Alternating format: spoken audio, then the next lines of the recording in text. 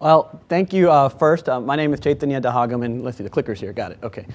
Chaitanya Dahagam, but first I just want to say thank you to Jamie and the whole CareNection Language Access Networks team. Great event, and the beauty is, and I kind of was like, well, I'm going last, kind of cool, but the beauty of going last is, you know, everything that's been discussed for the last 2-3 days has kind of been building up to a huge pile of data that's flown at you at a high velocity, high volume, high velocity, and now you've got to figure out what you're going to do with this data. And so it's kind of setting me up to say, all right, let me see if I can help you with some ideas so when you get back to your organizations, you have an idea of, hey, maybe I can call that Watson guy to figure out what I can do with this structured, unstructured data and so forth, and that's what I'm going to jump into.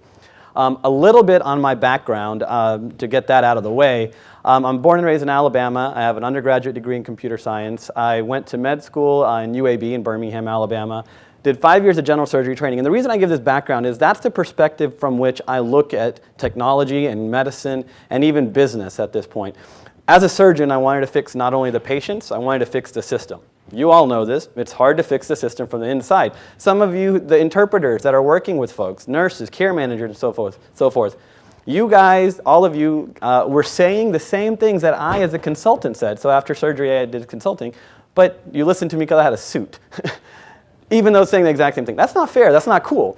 So I actually left clinical medicine in 2011 and actually went to Ethan's place. I worked at the advisory board company for 4 years, did health IT consulting, loved it. But 5 months ago joined the IBM Watson ecosystem team to really figure out how can we identify and define health-related use cases for organizations large and small to help them focus on being practitioners and let a machine potentially do all the impersonal stuff. That's going to be the theme. If you have to step out and leave early, the theme of this is Watson's mission, my mission, our mission as the IBM Watson ecosystem is to help practitioners be more personal and let a machine do the impersonal things that are taking you away from your patients. Okay? That's the take home. All right, so the title of the talk is Building the Cognitive Hospital. Before we get to that, we have to define what is cognitive computing. What do I even mean by cognitive? So let me talk about what that means first and foremost. So I won't read off the screen here, but essentially what we're trying to do is make things personal. That's really the piece. Let you practitioners go be personal. Don't worry about doing the business intelligence, the structured, unstructured data analysis, digging through charts, going to PubMed, all this other stuff.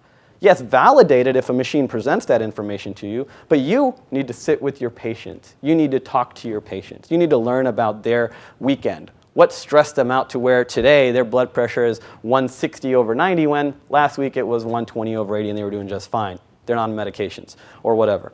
So that's really what it is. Cognitive computing is helping us in the next era of computing. The previous era was machine or programmatic programming algorithms. Maybe we made a little bit of progress with relational databases and running queries on those types of structured data sets. But cognitive computing is enabling us to take all the data, which we'll dig into a little bit, and integrating it with your existing platforms so you can understand what is happening in the data beyond the biases. You had a specific hypothesis or a query, you found a relationship. But what other relationships exist? Let a machine do that. That's what cognitive computing is. It's the next era. So when we think about traditional computing, we're taking data, we're running business intelligence or analytics on it. You guys are very familiar with this. Some of you may have paid a lot of money to a lot of consultants to come in and tell you how to do this, maybe even sell you some of their software on top of the EHRs that you paid a ton of money for. Now you had to pay for additional technology to analyze all the data that the EHRs generate. And that's just the EHR. We haven't even talked about all the other data. We will in a second.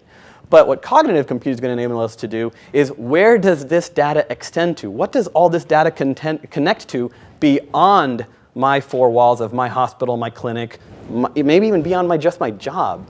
So that's what cognitive computing is here to do. So the other take-home message, if you can take home, is we as human beings are not going to be replaced as practitioners. That's not what I'm here to do. Watson's not. I will not let that happen because again, I have 3 hats, and that's just not something I'm going to allow happen. I've seen Terminator too many times, and it's not happening. Sorry, I am not going down as the bad guy at the end of Terminator 2, and apologizing to Arnold or whatever version of Arnold it is. We as human beings need to be the practitioners. We are the ones that need to be talking to the patients about what ails them. You have appendicitis, we need to take your appendix out.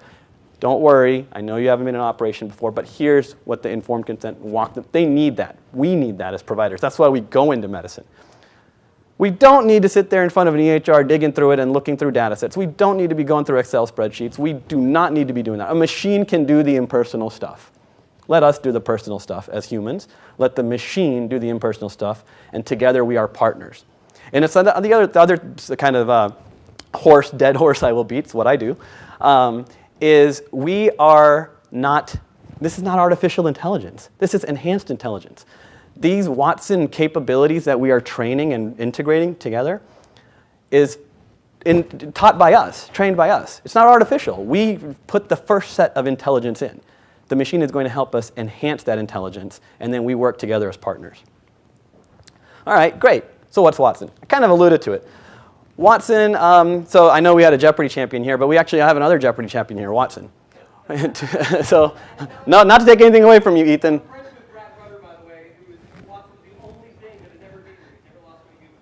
Exactly right, and Mr. Jennings and Mr. Rudder, and good thing you called out Rudder. Not a lot of people remember that name either. So that's a good one, yeah, see? But that was our original use case. How many of you are familiar with what the reference we just made to Watson and Jeopardy? Okay, for those of you who don't know, in 2011, Watson actually went on Jeopardy and won Jeopardy. I think Watson missed one question, and he was not he, she, it's an it. It won. But the thing about that, what we took away from that, it was based on one API, one application program interface, which was what's called Q&A. Since it's been sunsetted, we've got much more sophisticated technologies and capabilities now. But what Watson did was that was a specific use case. The corpus of information that had to be connected for that was very focused. It was general trivia. A lot of information had to be connected, but from a machine standpoint, very easy to pull all those different networks, have a corpus of intelligence, and receive training on the relationships to look for, and then speech to text. Take the speech question, the spoken question, convert it to text, come up with the relationship, spit out an answer, oh, by the way, in the form of a question. So that was the use case Watson won. That was our proof of concept to the world. That was 5 years ago.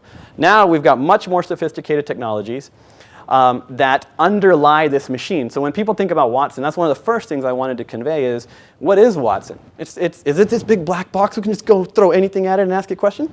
Technically, yes. But when you dissect it and you look at Watson, it is a core set of integrated capabilities, typically in the form of APIs. These are some of our publicly available APIs. And we have some custom and research ones because obviously we're always working in the lab and trying to get things from test beta to a public API. And it's an integrated set of those capabilities focused on a very defined use case. So for healthcare, for example, the only real ones that we pull out a lot from off the shelf are things like retrieve and rank and trade-off analytics. What do I mean by that? Well, we have custom healthcare annotators, that natural language processors or classifiers or what they're. They'll read healthcare data, so EHR notes, for example, parse through it and build relationships. The relationships that are initially built are the ones we tell Watson to look for. So Watson, you know, I think this patient's a diabetic, but there's no 250.0 ICD-9 code, or I don't even know the ICD-10 code because I just decided not to learn it. So that's the code. And so there's clearly some structured elements that say this patient's diabetic. But what about reading through the note? I saw that there was a mention of diabetes in an H&P 10 years ago. Is this patient diabetic? Or I saw a hemoglobin A1C referenced, but it's not in the structured field in the lab section. Is this patient a diabetic? So Watson, I need you to look through all these different data sets, structured and unstructured, and tell me if this patient's a diabetic or not. And what degree of certainty. And we have to do it in a way. Watson, do it in a way so I can trace back and figure out exactly how you came to that conclusion. Watson can do that right now. We're doing that in labs. We're designing use cases to do that. The cool part of it, the fun part of Watson, is when Watson brings to earth relationships that our biases prevent us from asking.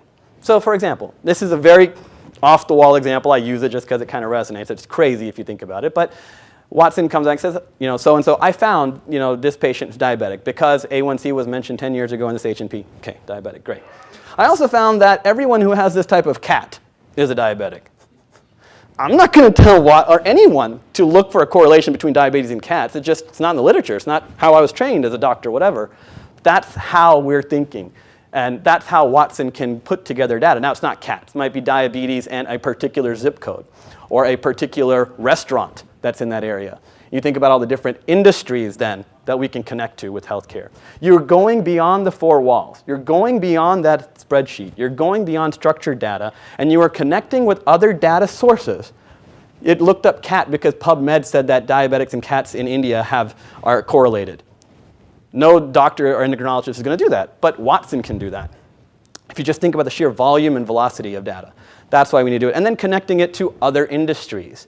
Watson is the ecosystem, in the IBM Watson ecosystem, we're focused not only on healthcare, but all these other industries, that being able to have that intelligence, especially with Internet of Things, wearables, finance, understanding patterns of when someone buys something, those people are more prone to have diabetes. What we choose to do with that information, those insights, is up to us as human beings. But we are now we are able to use a machine to help us find those correlations. So the kind of the take-home message, and I'll read this verbatim, is that we're doing all this, but you can see the human being is still needed there to validate that insight. Is it relevant to know that a diabetic has a particular cat? Maybe, maybe not. But we at least have now insights that have gone beyond our biases and been brought to light, that we can figure out as human beings how to talk to patients about it. Maybe it's not the cat. Maybe it's the type of cat food that's bought at a certain time and they buy this, who knows, we can go on and on, so I'm not even going to try. But at the end of the day, our machines should be nothing more than tools for extending the powers of the human beings who use them.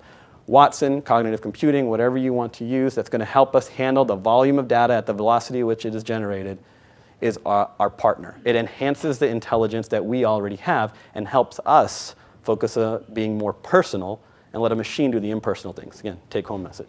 Now, with all that being said, I'm about to show you a video of a robot doing human things.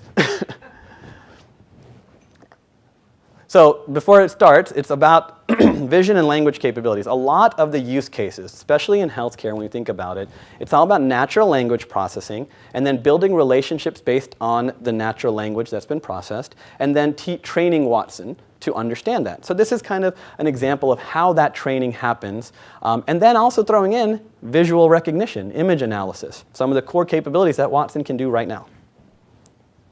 Let's see if this works. Eli, grab it.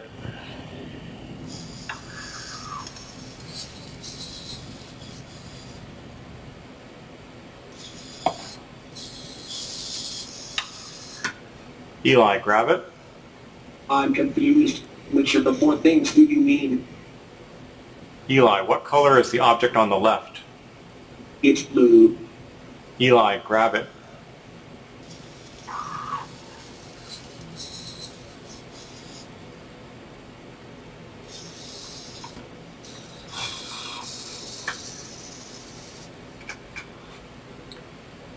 Eli, grab that object.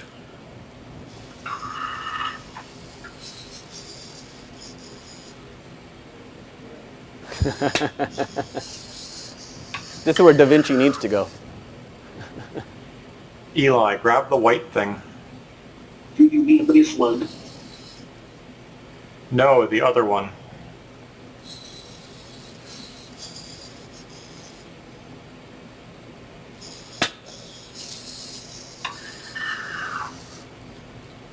Eli, grab the green thing. Sorry, that's too big for me. And then just one more, I think it's about 20 seconds or so. Eli, what is the object on the left? I don't know. Eli, that object is aspirin. Okay. Yes, it's aspirin. Eli, this object is Advil. Okay. That is an Advil. Eli, how many Advil do you see? I see two. Eli, poke the thing in the middle. I don't know how to poke something. Eli, point at it. Eli, extend your hand. Eli, retract your hand.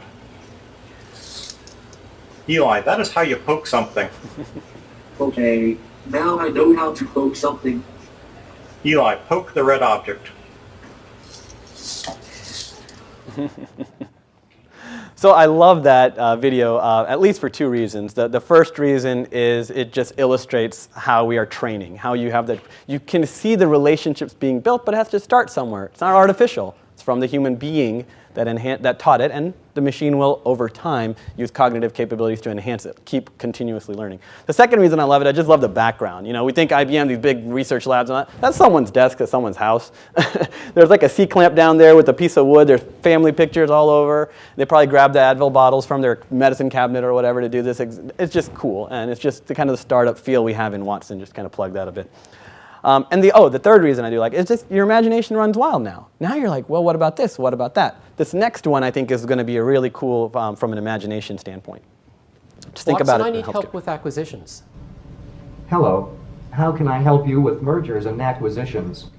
Watson, show me companies with revenue between $25 million and $60 million pertaining to analytics. Let's see what I can find. I found 87 companies. Nice. Okay, so that's a good start. What do you think, That's a good Brian? start. But I was doing some homework, actually. I think we should pull in that Watson strategy group document. There's a lot of key concepts in there. Let's feed it to Watson. All right. Watson, please regard this as cognitive strategy. Watson, show me companies with revenue between $15 million and $60 million pertaining to cognitive strategy. Let's see what I can find.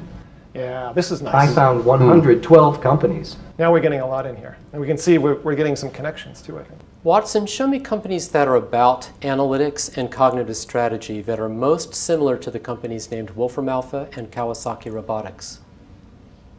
I found 3 companies similar to the ones you specified. Beautiful. Well, let's see what we think of these. Dive a little deeper. Let's compare these things. Sure. Watson, show me a decision table. Here is a decision table that will enable you to compare companies side by side. Watson, place the companies named Wolfram Alpha and Kawasaki Robotics and Cognalytics and Raytheon BBN Technologies and Decisive Analytics in the decision table. Okay. Nice. Okay, but I think we need a little more than that. We need some other attributes. Watson, place the attributes named revenue and employees and corporate structure in the decision table. Okay. All right, so now we've got this side-by-side comparison. What do you think? Yeah, I think that's right. Watson, give me a suggestion. I have a suggestion.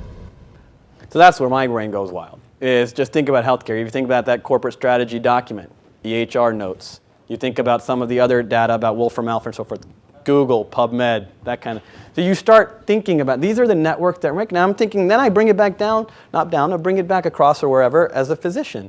I'm sitting there, I'm seeing this patient with this particular condition, and I did this on rounds all the time in the ICU. We would sit there around and the attending would be spouting about some kind of article about, well, you know, this patient so-and-so, ARDS, blah, blah, blah. Okay, great. So we need to do this particular modality. How do you know that this patient would not be excluded from that study? How do you know that this patient would meet the inclusion criteria for that study? And I did that every day on rounds from 2006 to 2011 in the surgical ICU in San Antonio, Texas. You don't. And who of us, and this was 80-hour work week and I still couldn't do it. I was in there going, am I going to go sit down and pull up PubMed? No, I've got 20 other patients to round on. I got to change lines. I got to make sure that I got to go to the OR because I was in surgery, all that. So you're doing all those things. Who has the time to do that? Watson does. Let Watson do that impersonal stuff so then I can go and talk to the family about why that central line's infected and I need to change it and put them on a new set of antibiotics and they're still stuck in the ICU and can't go off to the floor. Okay, so those are some of the, that's what we're trying to do. So that's why IBM Watson for healthcare. So, you know, I won't read off the slide, but it's really, at the end of the day, number one, we're so smart as doctors and practitioners and interpreters and nurses and so forth. We're all super smart. We're all in this for the patient. Let's make that assumption. Let's just say it's true across the board. Despite that, we still make mistakes. Okay, we make mistakes. We have all this information, but we're still making mistakes. Number two, we have all this information with evidence. We tout ourselves as practicing evidence-based medicine. 50% of the time or less, we're not even using the evidence we have because we just do not have time. And we have biases that may even prevent us from implementing some of the pieces. Let's say the patient would be included in that study, but I'm biased against that author. I'm biased against that journal. I'm biased. I didn't know those impact. We have biases. And third, it's what's happening is patients are getting older, they're getting more chronic, and we're having to take care of them for chronic conditions that maybe we don't even see them. We're not even reaching them.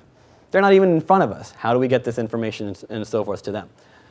Okay, so I told you we're making mistakes, we're not personal, we're not using evidence, we can't reach our patients, so it's still costing us a ton of money. These are ridiculous numbers. Oh, and at the time that we're doing all this, more data's coming in. You're doing this and data's still flowing in, still coming in, still coming in. We need to stop. We need help. We need a machine, again, beating dead horse. Machine, do the impersonal stuff and let me be a doctor. Machine, do the impersonal stuff, let me take care of my patient. That's the value proposition. That's the moonshot with Watson for health.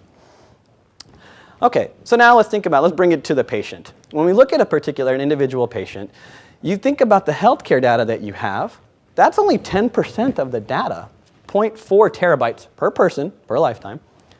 Look at all the other information, 23andMe, 30% genomic data that's out there. We're not even taking it into consideration. 60% exogenous factors. What's this person eating? What's this person, how is this person sleeping? What's this person doing? All the stuff that the data has been collected, 1,100 terabytes per person. My perspective, Watson's perspective, IBM's perspective is, and I hope this goes over well with you guys, let Watson focus on the terabytes. We'll focus on Tara, the patient, as humans. That seems reasonable. That's a ton of stuff. We can't even wait. If we're lucky if we get through a tenth of that as a human for one patient. Multiplied by all the patients you see in all the different care settings you have and all the data that you can't connect together. Speaking of all the data we can't connect together, look at all this data that this individual is generating. And these are the different areas within which this patient information lives. So Tara, her information lives in all these entities. It's not connected. So it's just data. We may be lucky and be able to get some spreadsheet from here, an extract from here, put it together and get some insights. But are the insights enough to make a solution? Are the insights enough, kind of the theme, one of the conversation points yesterday from the panel, are the insights enough for us to tell people to change policy? Are they? We don't know, because someone's always going to argue against it. For just, we can argue later. I'm making a lot of bold statements up here, and feel free to pull me aside later and say, dude, you're wrong. But this is my perspective with my 3 hats. So that's what we need to do. We need to be able to, for Tara and other patients, go from data, the insights we have, to solutions utilizing all the data so that we can do all the things that Tara and all other patients like her need. By the way, we do all that and the data keeps rolling in. There's a new device, a new day. Every day there's a new device that's giving us more data. So we have to build it in such a way, we have to connect it in such a way that, this is a term you can feel free to, we have to build data lakes so that the data can just flow in, doesn't matter where it's coming in, when it's coming in, and then we have to be able to run our IBM Watson capabilities, cognitive capabilities, some kind of machine capability on that lake to deliver the solutions that we need. So that's what we're proposing with IBM Watson. That's what we're building. We're scoping out. So there's at least 10 or 15 for healthcare because we can't do it out of the box with those APIs and so forth. We do a lot of custom work. But really trying to build a cognitive health system that takes all this data, that helps us be human, take care of our patients, hold our patient's hand them a Kleenex when we tell them they have cancer. But the machine is doing all the data crunching, all the impersonal stuff. So we can go back to the Norman Rockwell picture. One more video and then I'll wrap up real quick. Watson has spent the last couple of years in healthcare doing amazing things, helping pharmaceutical companies and universities find new drugs. It's been working with doctors to literally learn healthcare and come back and help advise doctors on what they might do in terms of treatments. Now there's an explosion of devices also that's generating data. Those devices are going to start to capture enormous amounts of information about us as humans. They have capabilities that are going to fuel a data explosion. That data explosion is going to fuel the next generation of health and healthcare. What if we're able to connect that information directly back to your doctor? Over the last 2 years, we've really focused in on delivering new healthcare solutions around Watson. We're going to extend that capability to our new Watson Health Cloud. We're going to have a new analytics platform called Watson Health Insights that extends the capability with dramatic new research analytics that will enable us to build whole new solutions in a secure environment. We will build the most secure cloud to handle this information. We will strip the identity of the individual from the data to ensure the privacy of the individual. We'll be able to apply our massive scale cloud technology, our highest security, and deep analytics such as Watson will put these capabilities then in the hands of the healthcare providers, the doctors, the nurses, to be there instantaneously, helping them make better decisions. The hope is to have an open innovation platform, if you will. Institutions can come, leverage such platform, leverage the analytics, leverage all these insights that could be derived from their data in order to better cater to the needs of the patient. With the amount of information that's being produced, IBM's one of the only companies that can put together that secure, safe, cloud-based environment to ensure your privacy at a scale that will enable researchers, doctors, providers, patients, and consumers to access all of the information. This complete platform really is a first, and I think is going to transform healthcare. We're excited about the launch of the healthcare division because it allows us to grow this ecosystem in even broader and deeper ways. Just as we saw within the first year of Watson overall, I am sure we will see thousands of new use cases coming our way, and it'll give us a chance to really extend the reach of these cognitive services into new places. We're going into things like wellness, working with different partners, and we're going into helping researchers in drug discovery, going into clinical trials, both from a patient perspective and how we match patients to particular trials, and helping to advance clinical research in that way. We have an opportunity to truly get to places and to people that other people couldn't get to today. I think we're really primed to make a lot of advancements in healthcare, and there's been a lot of demand for it. I'm very confident that we are starting something major and big and transformative in healthcare and life sciences. I think in the end, when we look back, Watson will be disease's worst enemy. We're going to really change healthcare on the face of the planet. So 2 reasons I really like that video. First, a lot of smart people smarter than me who are able to talk about it much more eloquently than I am. But second, you saw some imaging in there about you saw some of the annotation or the natural language from cancer and so forth. And you saw that big dark room that's called our Watson Experience Center in New York. There's a couple other places. You can actually come in and see Watson, for example. I'm not going to give the diagnosis away. A patient with a condition that on hospital day 6, the humans found it just on their own without machines, Watson support, whereas with machine support, just a story, an example, on hospital day 2 potentially. So it's, and that's, you can go in there and see the connections, all the EHR records come up on the screen, you can see the connections that are being made and that kind of thing. So get back to then now the cognitive hospital. Let's focus on that. So what does it look like? So I took this and I said, all right, I thought about what would it be like to be a hospital CEO? And I did this exercise like, I don't want to be a hospital CEO. So we look at this and just start on the left side. You rotate. This is a traditional hospital, okay? This is the hospital CEO. He or she is trying to understand, what do I need to do? Step 1, put the lights on, infrastructure administration. I need providers. I need devices and diagnostic equipment, blah, blah, blah, down the road. IT system, you may or may not be thinking about connectivity at that point, but I just need to get an EHR system up and running. I need to get these folks seeing patients, and I need to get that meaningful use or whatever it's going to be next year now that it's going to go away. Number 10 is the patient on this list if you start. Number 10 is the patient. That's who this is all for, but number 10 is the patient. You can't even get patients in the door without marketing. That's why I put marketing above patients. It's tactical. Then, let's say you get the patient and you get all the data, and then you can actually maybe, if you're lucky, focus on public health, social programs. And if you're really on top of it, a big center, like the previous presenter talked about some of the big companies like Intel and Boeing that are doing big employer. Well, only the big health systems are the ones that are doing some of the sophisticated stuff because they have the money and the resources to open innovation labs. But let's say you're one of those folks.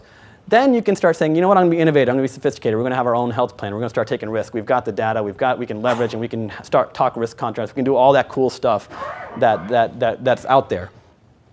But, oh, and by the way, I put analysts and consultants there because that kind of bit me when I saw money coming to me as a consultant that I felt would be better if it went to patient care. Just so sidebar there. But if they're lucky, they're able to take the data and go to insights and get to solutions. But they're not thinking about it foundationally. They're not thinking about how are we going to connect it. They're trying to just get up and going. And you'll notice that left side, that's where the intersection with the patient is. That graphic is intentionally the same on this side as it was on the patient side. That's the intersection of the health system and the patient, of the hospital and the patient. Cognitive hospital, none of that goes away. It all stays. But now you're thinking about it in a way of how do I put together a lake to connect all this data foundationally, just like I would think about the infrastructure and to keep the lights on, to keep the water flowing. Same thing, I need to have pipes to connect all my data.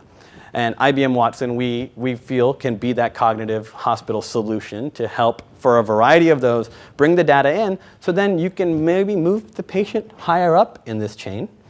And then you can also focus more on the ways to help that patient outside of the hospital. Kind of counterintuitive. You do all this stuff to build a cognitive hospital to see how to help you provide and take care of the patient outside the hospital, keep the patient out of the hospital.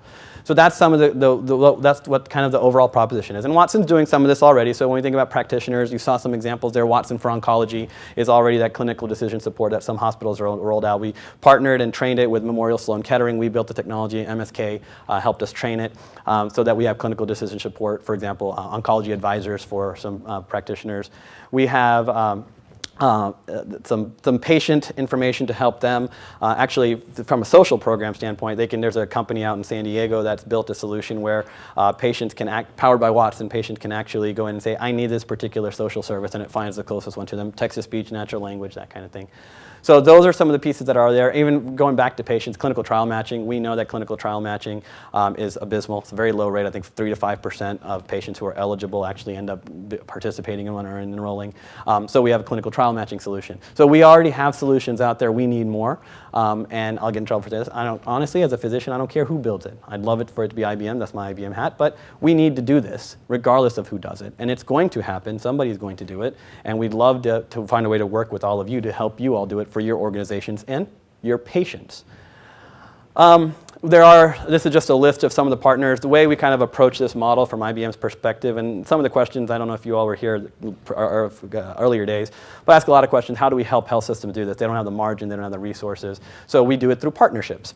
We, with IBM, we work with, for example, I said a Memorial Sloan Kettering, or we'll have an IT vendor or another EHR vendor, small startup company, large independent software vendor. We partner with them. We need to partner with the health system so we can work with the practitioners, the providers, the technologies that they have. So it's all about partnerships. That's what the ecosystem is about, the IBM Watson ecosystem. Just some kind of patting ourselves on the back to give evidence that there are real health leaders and organizations that are partnering with us and having good results. We need more. It's not enough. And then I'll just kind of end with how can you get it. You can call me, email me. I gave my business card to several folks. I'll leave a stack out if people want it, but and my email address will be up here. Email me, contact me. I will work with you to help figure out, is there a use case here? How do we bring all this together for your organization, for your patients, the people that you take care of? But you also then get introduced. So we're beyond the technology. You get to be introduced. Maybe your organization built something really, really cool, and you just need a health system partner to get you off the ground. Maybe you are a health system and you just need an IT company that's focused on something that's very important to you and your patients. We'll partner you up. That's some of the networking pieces you get from our ecosystem. So the question is, what will you do with IBM Watson? And that's it.